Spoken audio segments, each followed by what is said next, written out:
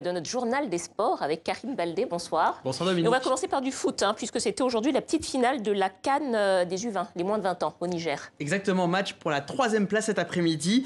Nigeria, Afrique du Sud, les deux géants anglophones voulaient sauver l'honneur. Hélas, ils ont un peu oublié de jouer, faut le dire, au terme de 90 minutes soporifiques. Pas de but et pas de prolongation. Place directement au tir au but. À ce petit jeu, ce sont les jeunes sud-africains qui s'imposent 5-3. Les Amajita montent donc sur le podium. Et Dominique, pour info, Amajita, ça veut dire les gars. En scanto, c'est l'argot des townships, un peu de culture ne fait jamais de mal. Vous l'avez appris récemment. Ouais, exactement, comme quoi.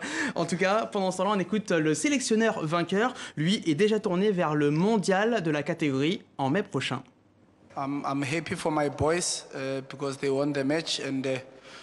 Je suis content pour mes garçons. On a battu le Nigeria, une très bonne équipe. Pour nous, le premier objectif était de faire tourner l'effectif,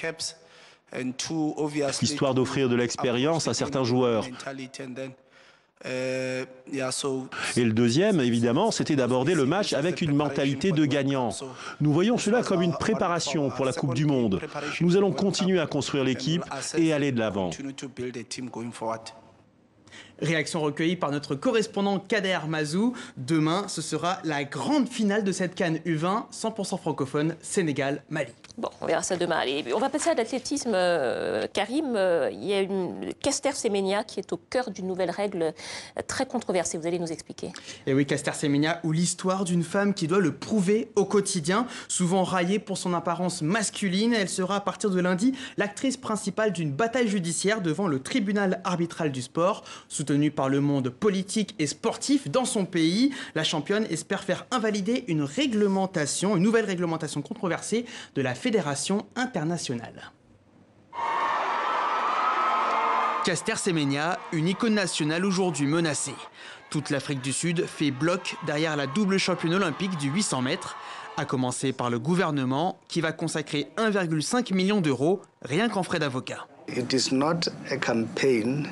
Ce n'est pas la campagne de Caster Semenya.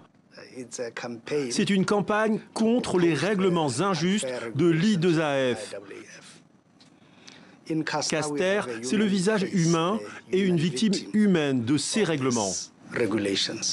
Semenya, figure de proue des hyperandrogènes, ces femmes produisant naturellement plus de testostérone que la norme. En avril dernier, la Fédération internationale d'athlétisme annonce vouloir les obliger à prendre des médicaments, sous peine de ne plus participer aux compétitions. Face à cette mesure jugée sexiste et discriminatoire, la polémique enfle, bien au-delà des frontières sud-africaines. La Fédération canadienne a publié un communiqué dans lequel il considère que ces règlements peuvent être illégaux. Cela signifie qu'il y a de plus en plus de voix qui questionnent la science et le raisonnement juridique derrière ces règlements. Une question sensible incarnée par Caster Semenya.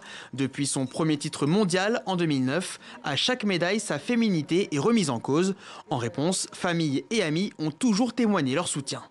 Non, tout ça c'est un mensonge. Caster c'est une fille. Je suis fière de son genre et je sais qu'elle l'est aussi.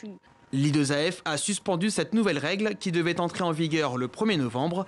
Aujourd'hui, l'affaire est entre les mains du tribunal arbitral du sport. Décision attendue fin mars.